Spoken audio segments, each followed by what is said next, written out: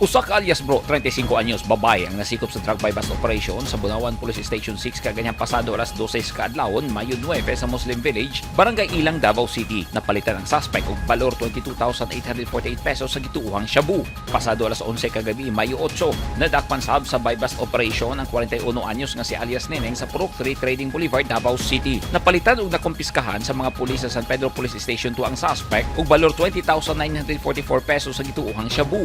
Bandang alas 9 kagabi, nadakpan sab ang usa ka alias Awi, 24 anyos, human magbaligya og gituohang shabu sa Pusher Bayo nga pulis nga miyembro sa Bahada Police Station 18 sa Barangay Pasiano, Bangoy, Davao City. Balor 12,240 pesos sa gituohang shabu ang nasignit sa mga otoridad. Bandang alas 8:41 kagabi, nasikop ang usa ka alias DR, 38 anyos, sa bypass operation sa kapulisan sa Maa Police Station 16 sa Purok 12, Midland Village, Maa, Davao City. Mubalor tanan sa 81,600 pesos ang napalitog na signit nga gituohang shabu gikan sa suspect.